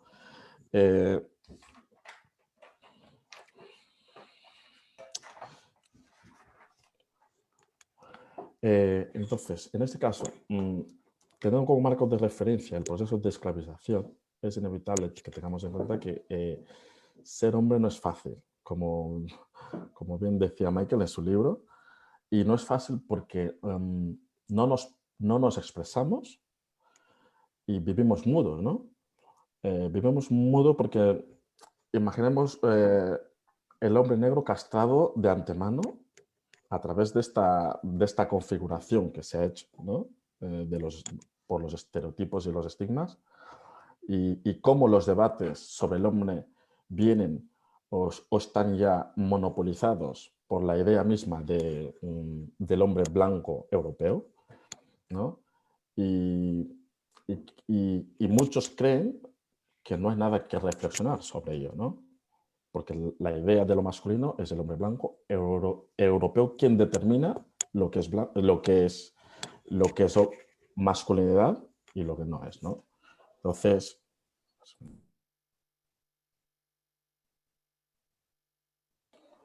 el cuerpo negro para muchos es el único recurso, ¿no? Y esa reducción al exotismo, al erotismo con el que se nos da, con el que se nos mira, ¿no? Fruto de años de racismo, han perpetuado estereotipos sobre hombres negros hipersexualizados y miembros enormes, ¿no? Que no solo a través de una configuración, también ha sido a través de la publicidad, los medios de comunicación y todo ello, ¿no? Esas ideas se han establecido, se han perpetuado a través de los mandatos, ¿no? Que son los mandatos de masculinidades, que están formados en la misma matriz patriarcal y, y uno de los aspectos más relevantes es cómo al hombre negro se le ha despojado completamente de esa capacidad afectiva, ¿no? Y, por ejemplo, algunos atributos, ¿no? Como el de la sexualidad exacerbada, el tamaño del pene, ¿no? Pesan bastante, muy especialmente, están relacionados estrictamente con la trata esclavista, ¿no? Y que tienen como fin establecer una descripción estigmatizante y pobre de la masculinidad, ¿no? Es decir, los hombres negros estamos completamente despojados de cualquier capacidad emocional, más allá del reduccionismo a un mero cuerpo, ¿no? Entonces, estas prácticas coloniales dieron curso a una mirada popular sobre la sexualidad afrodescendiente que se desprende directamente de una sexualidad observada, ¿no? Con fines comerciales y no individuales, es decir, en ejercicio libre de su intimidad, ¿no? Para ser otro tipo de hombre negro, pese a que debemos ser muy sexuales, bailar bien, tener el pene grande y demás, ¿no? Entonces, es necesario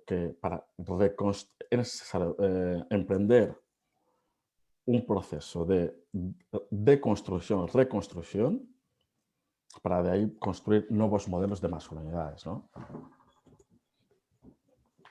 Y me gustaría que avancemos también con relación a la figura del hombre negro dentro de lo que son los espacios comunitarios, ¿no?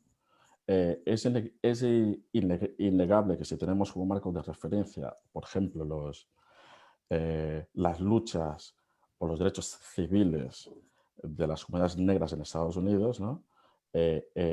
Cuando uno analiza, y no solo, mucho más atrás, ¿no? Desde la misma época de la esclavitud, cualquier estructura de resistencia ha estado configurado, ha estado formado especialmente por las mujeres negras, ¿no?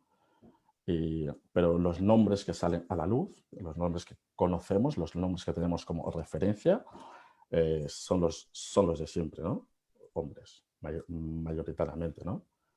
Entonces, es también necesario que al final emprendamos un camino de reconocimiento. Creo que es necesario que emprendamos un camino de reconocimiento para, desde ahí,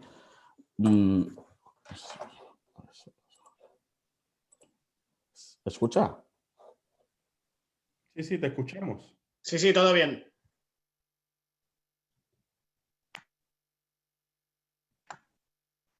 ¿Sí? Se te escucha bien, sin problemas, ¿eh? Vale, ahora sí, ¿no? Vale. Una vez leí a alguien que dijo que una comunidad, es decir, lo importante no es necesariamente ser fuerte en la vida, ¿no? Sino sentirse fuerte, ¿no?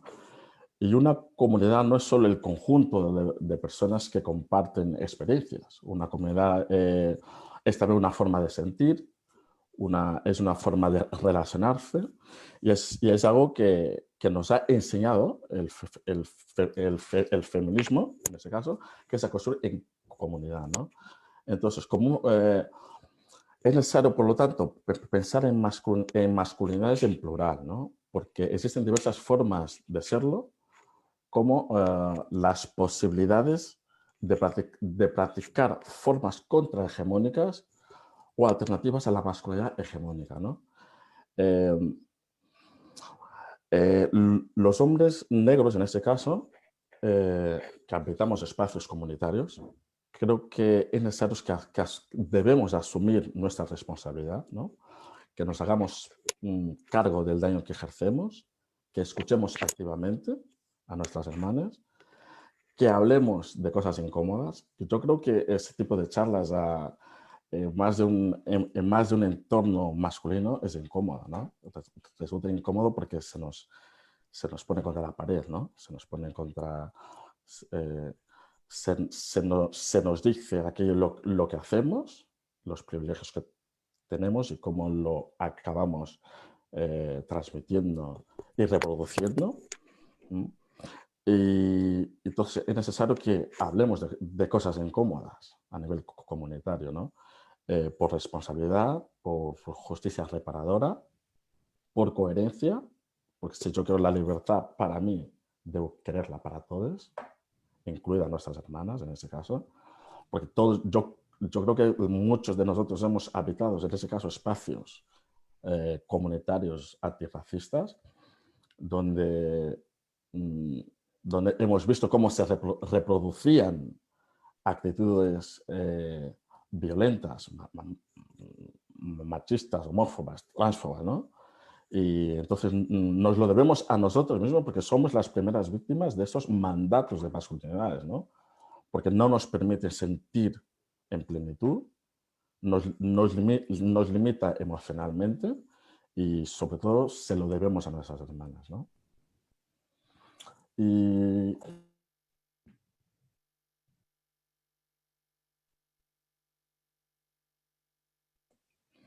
vale, creo que me ha sobrado mucho tiempo. Vale, eso sería uno de los aspectos que yo quería hablar simplemente y bueno, y escucho, estoy abierto a las preguntas o los comentarios, ¿no? Vale, muchas gracias, Iván. Bueno, tenemos ya algunas preguntas por aquí. Tenemos algunas preguntas para Fátima, para Iván, que yo veo por aquí.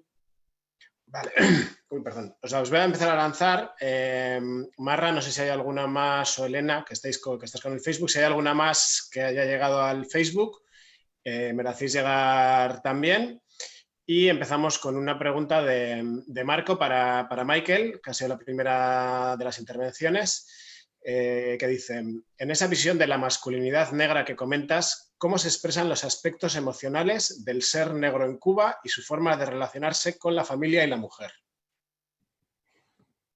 Bueno, yo creo que desafortunadamente, por decirlo de alguna manera, hay un marco dentro de la sociedad cubana que ha hecho que los estereotipos racistas de la masculinidad, en este caso concreto, están profundamente arraigados, lo cual provoca que para los hombres negros esos atributos de la masculinidad negra que los hacen o presumiblemente los convierten en superiores, implique relaciones de socialización basadas desafortunadamente, como decía al principio, en la violencia y en otros paradigmas y patrones de la cultura patriarcal que hacen que a la hora de relacionarse con sus respectivos entornos, con mujeres, con otros hombres, con niños, sea una relación compleja.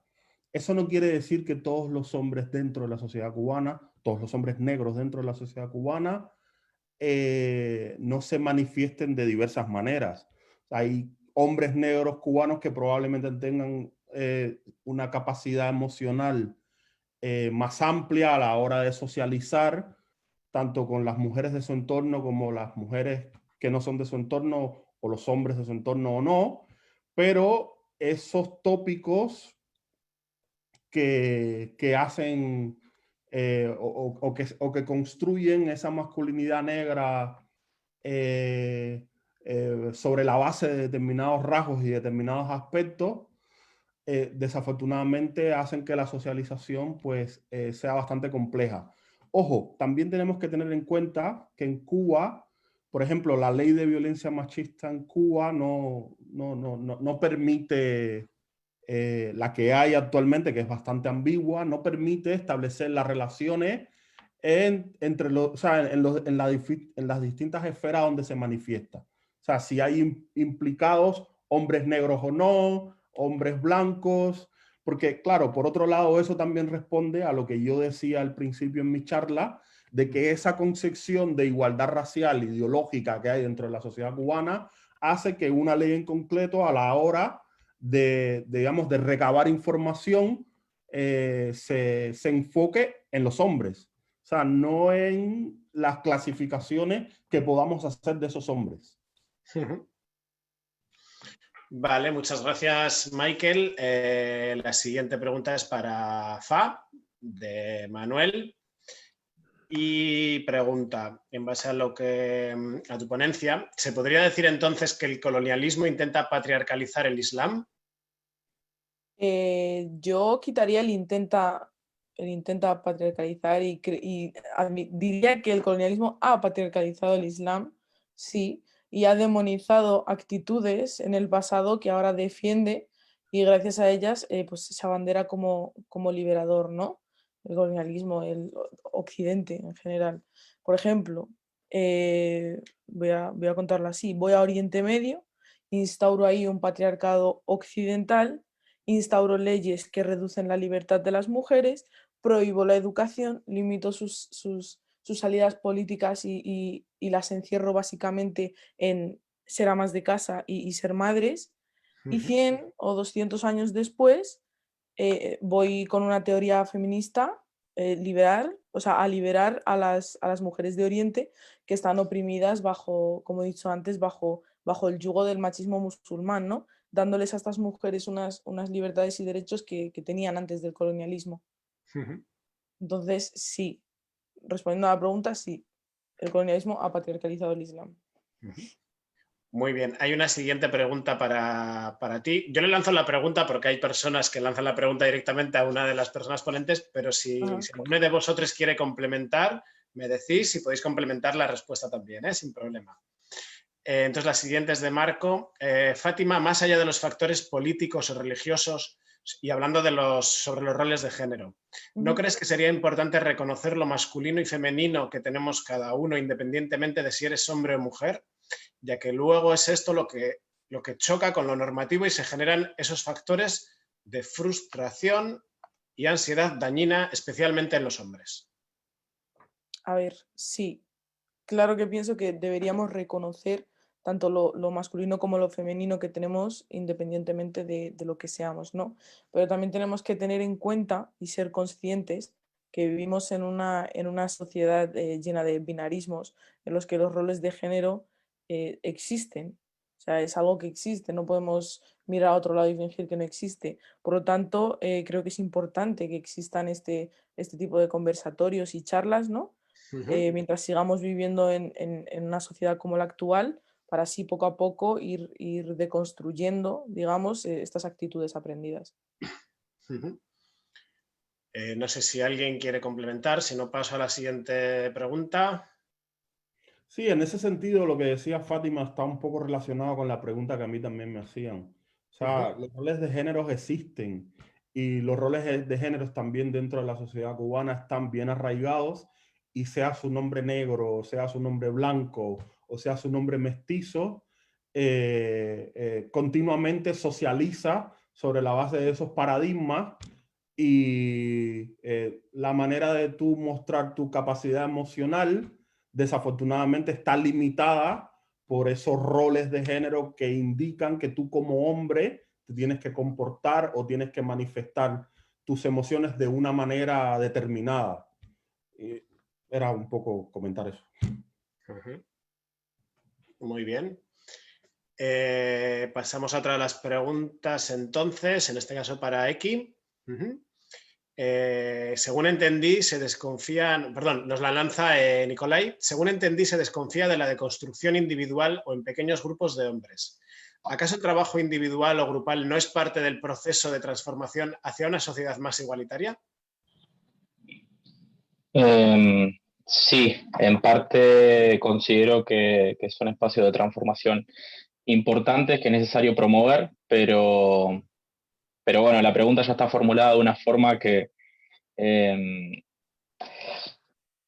particularmente no consideramos que el objetivo sea ir hacia una sociedad más igualitaria, en el sentido de que no creemos en la idea de progreso, no creemos en la idea de que esta sociedad esté progresando hacia una sociedad más igualitaria, sino que lo que necesitamos, lo que consideramos que necesitamos, es provocar un cambio cualitativo, es provocar una ruptura, es provocar una singularidad y es provocar que la sociedad esté basada en otras bases materiales que no hayan hecho, por ejemplo, como lo que hizo la sociedad capitalista en sus albores, separar a los hombres de esas comunidades, separar a los hombres como trabajo libre y generar justamente esos entornos de homosocialidad entre el entorno público, el entorno privado, el entorno público laboral, el entorno público cívico. Entonces, en primer lugar, plantear, digamos, una crítica del discurso del progresismo. Por otro lado, también, a ver, de la misma forma que causa mucho rechazo actualmente la gran cantidad de CEOs de empresas que plantean que se levantan a tal hora, que meditan, que toman toda una serie de clases de autoayuda y que mejoran su ser para poder ser mejores seres humanos y en definitiva son explotadores que utilizan toda una serie de técnicas para poder maximizar su capacidad de ser explotadores. Algo análogo, lo pienso de una manera un poco análoga, digamos, no queremos ser personas contentas dentro de la sociedad actual y seguir garantizando las condiciones actuales, pero quedarnos contentos con nuestra masculinidad.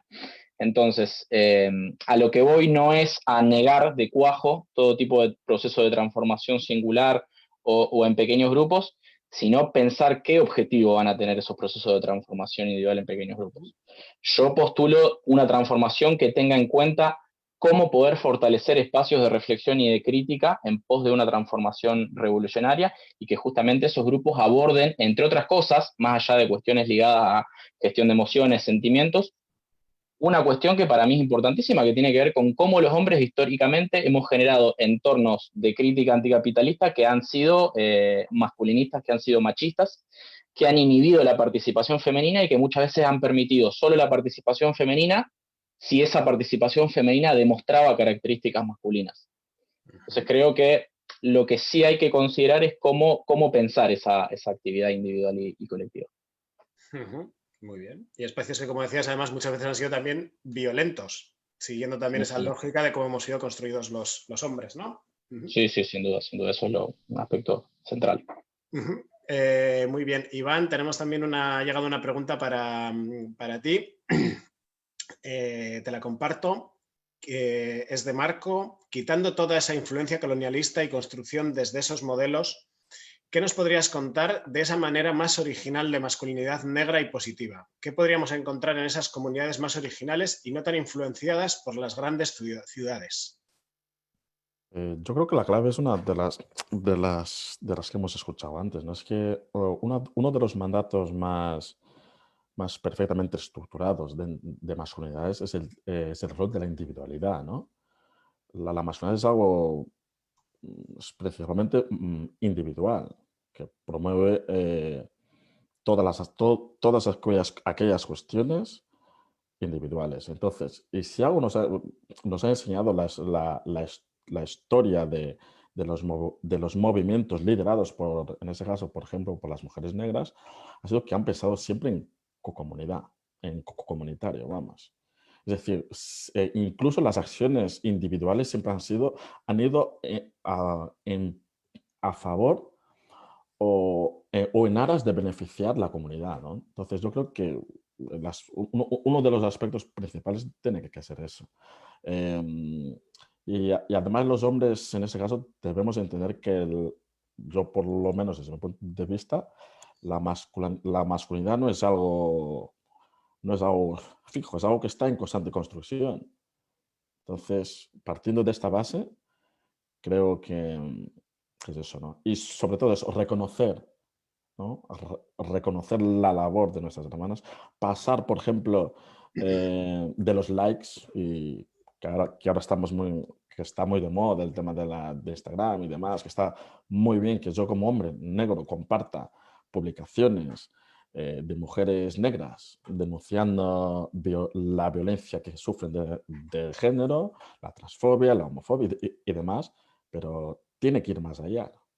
No es suficiente con, con ese tipo de cosas, ¿no? Es decir, mm, estamos atrapados en el idealismo de los conceptos y creo que que es necesario que traspasemos eso y a través de un reconocimiento que entendamos que la masonía es algo en constante construcción y sobre todo eso, en pensar en comunitario, ¿no? ¿Qué es eso? Ujú. Muy bien, muchas gracias, Iván.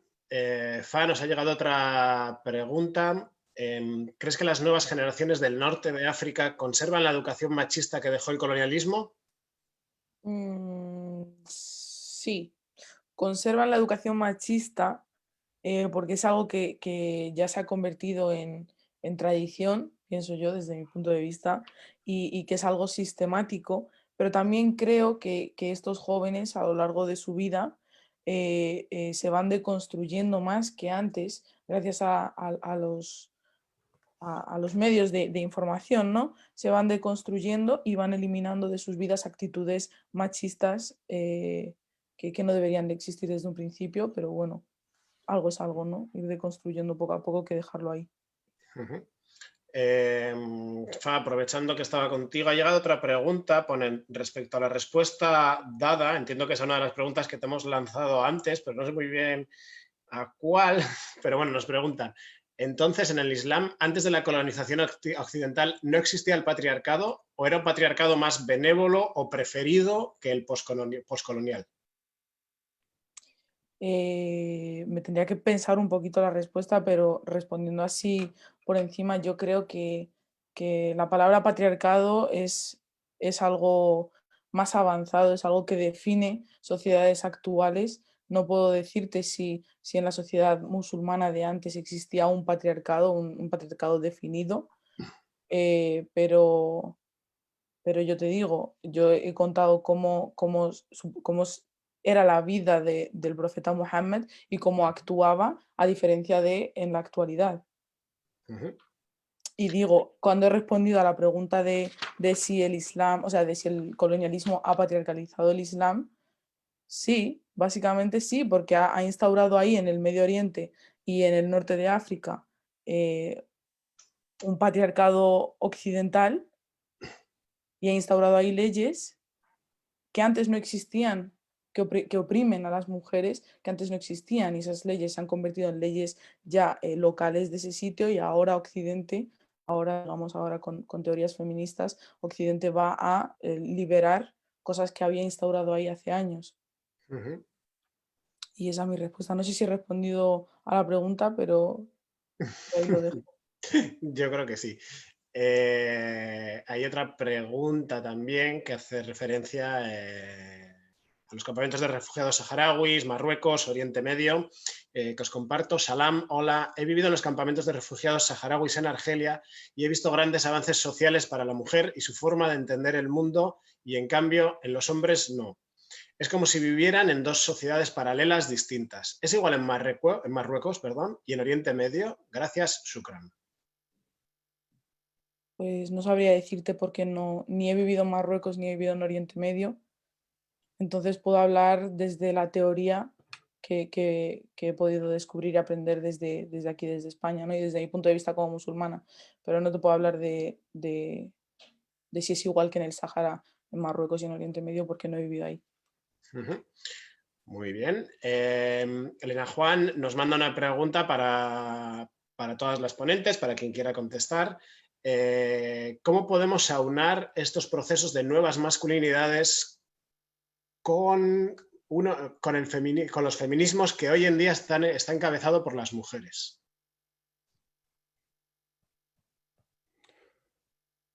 Bueno, yo creo que Es una pregunta que si lo analizamos desde el punto de vista de los orígenes de los estudios de masculinidades, hay que saber que los propios orígenes de estos estudios están impulsados por muchos proyectos feministas. O sea, muchas feministas en muchos ámbitos de la sociedad contemporánea de los años 70 a los años 80 fueron las que impulsaron los estudios sobre masculinidades, ese replanteamiento de los roles tradicionales de los hombres hacia nuevos roles. Entonces, yo creo que desafortunadamente en el contexto contemporáneo en el que vivimos,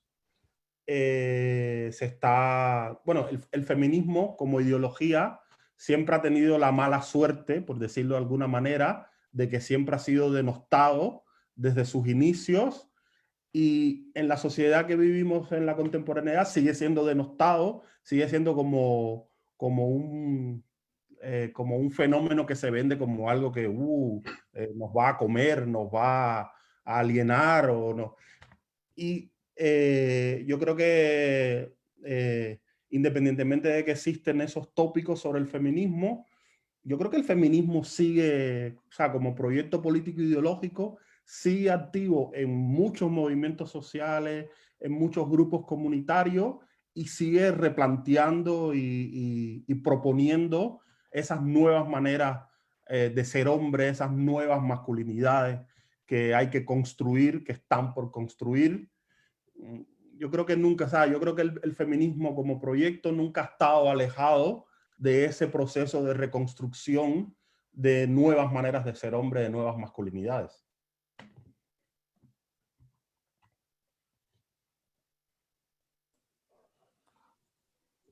No se te escucha, Javi. Sí, ahora estaba yo con el micro apagado, Vale. que lo había apagado para no entrar, porque no entrase ruido. No sé si X, Fa, Iván, queréis complementar a Michael. Yo creo que sí, complementando un poco lo que dijo Michael, ¿no? Es que en este caso, por ejemplo, con el feminismo y el machismo en este caso, ocurre lo mismo que cuando las mujeres nos quejamos, las personas, mejor dicho, cuando reivindicamos el tema antirracista, ¿no? Que los hombres no solo no callamos, tampoco escuchamos. Entonces, la forma que creo que se puede integrar esto es escuchando. Necesitamos escuchar y ser buenos acompañantes. Es lo que necesitan nuestras hermanas, y nada más que eso. Que seamos buenos acompañantes. No necesitamos liderar nada, no nos tenemos que hacer cargo simplemente de aquello, de la parte que nos corresponde, ¿no? Simplemente eso. Vale, muchas gracias. Tenemos una preguntita más, en este caso para X. ¿Cómo se llama y cómo se empieza una deconstrucción colectiva?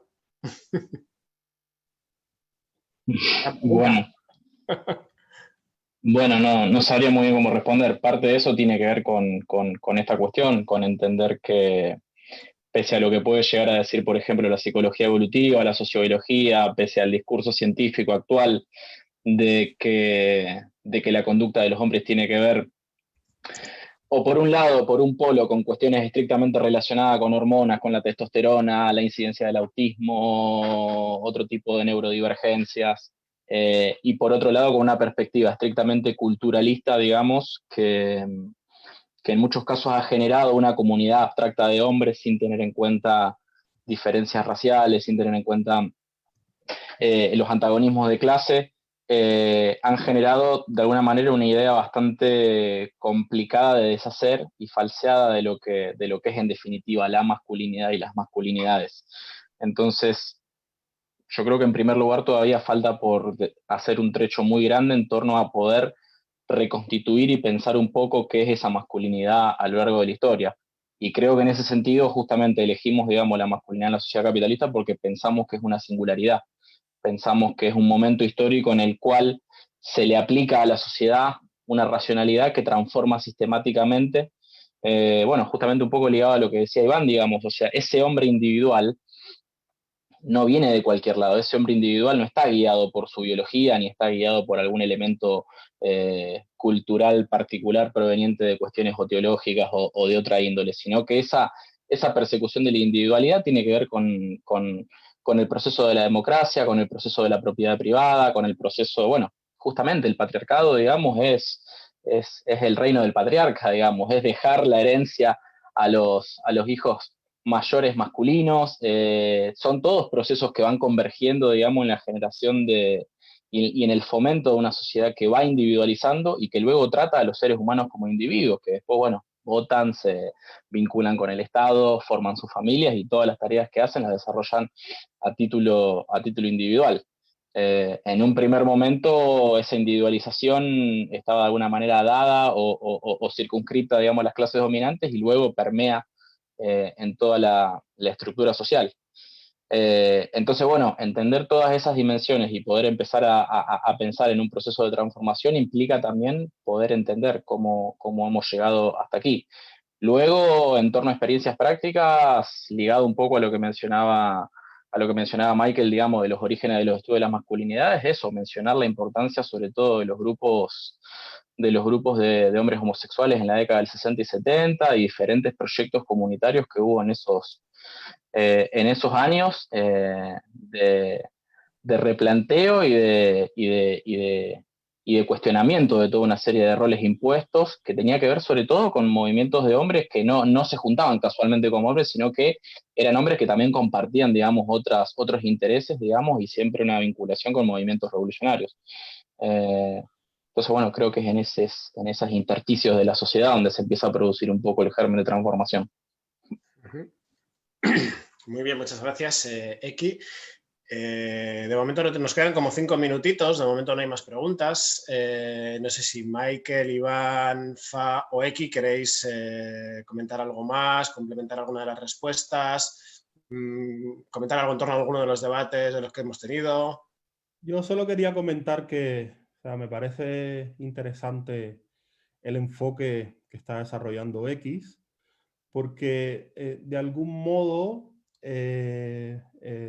no sé, se ha visto como ese sistema sexo-género de las sociedades capitalistas, o sea, la han trascendido y han generado paradigmas que se han, digamos que, inculcados en otras sociedades que tienen o que intentan proyectar otros perfiles ideológicos.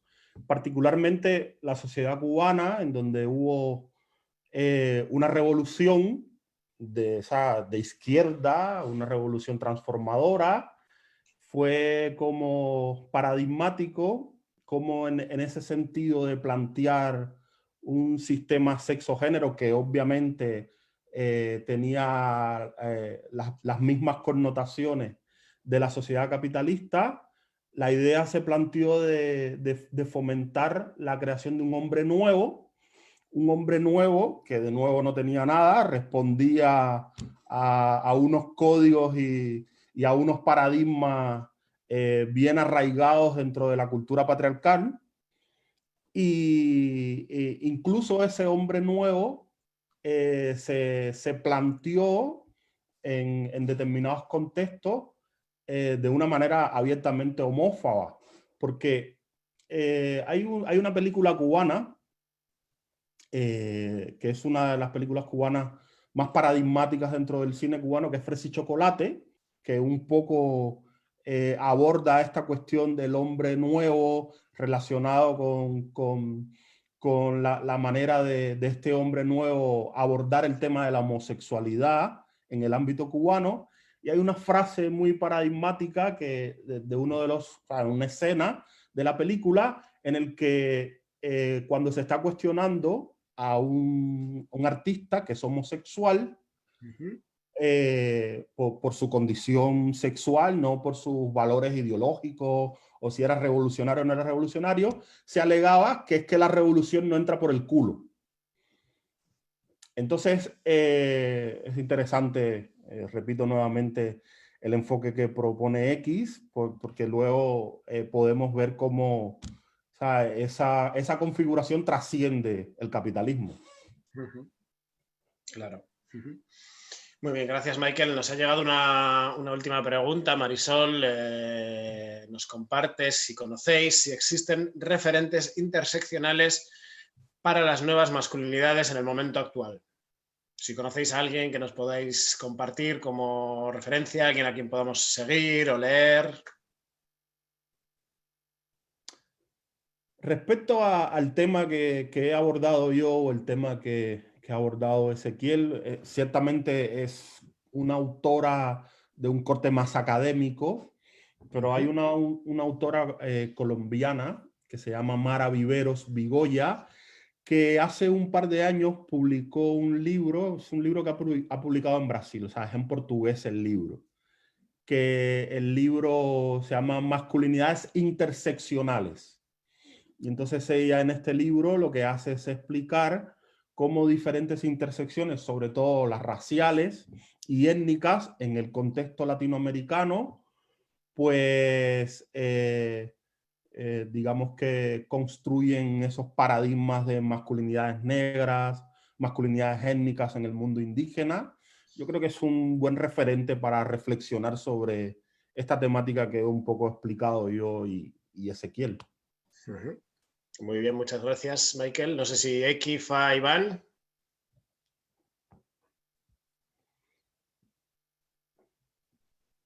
¿Alguien que nos queréis compartir? No, en cuanto a masculinidades, realmente creo que necesitamos más referentes porque la representación es importante. Así que si mis compañeros tienen alguno, pues me gustaría poder apuntarlo y aprender un poco más.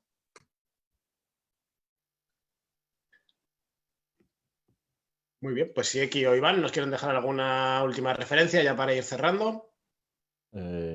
Hace una semana más o menos asistí a un conversación, a una charla en el Black Barcelona sobre nuevas masculinidades, ¿no? Y uno de los hermanos puso sobre la mesa un tema que a mi entender es posiblemente uno de los grandes desafíos que, por lo menos desde el punto de vista de las personas, de los hombres racializados o negros, tenemos pendientes de elaborar estrategias al respecto, ¿no? Era el tema de cómo esta forma de habitar el mundo masculina, ¿no? A través del cuerpo, a través de la violencia, muchas veces acaba siendo como resistencia, ¿no? Porque normalmente ahí fuera, si tenemos en cuenta que hay muchos hermanos que por la situación administrativa o económica, por lo que sea, ¿no? Están en situación realmente complicada, por ejemplo, esta forma de expresarse violentamente acaba siendo resistencia ante la violencia que sufren, por ejemplo, de los cuerpos policiales. Entonces, ¿cómo estos modelos de masculinidades,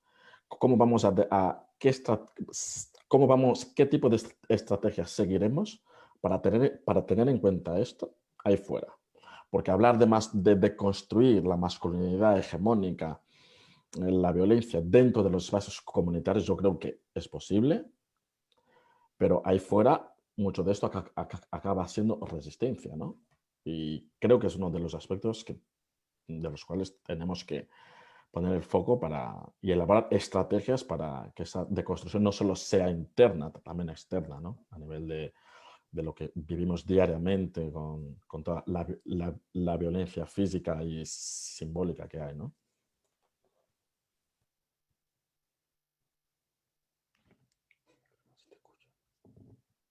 Javi, el micro. Javi, el micro no se te escucha. Perdón, que esta vez me lo había dejado ya apagado.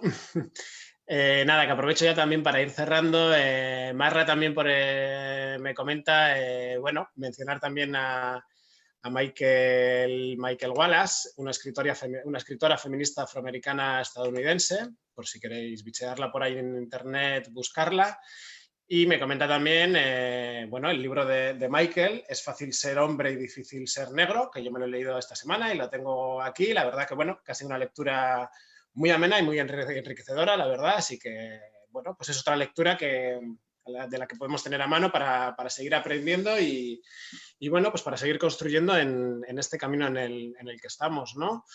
Yo creo que nada más, ya son las 7 de la tarde, que era la hora que nos habíamos marcado más o menos. Entonces yo, bueno, agradeceros tanto a Marra como Elena, que sé que andan por ahí con la parte técnica de este Zoom, agradecer a Médicos del Mundo que nos ha ofrecido el espacio, a Michael, Iván, Fa y Eki por vuestras aportaciones y por el cariño con el que nos habéis compartido también todos vuestros saberes y vuestras experiencias.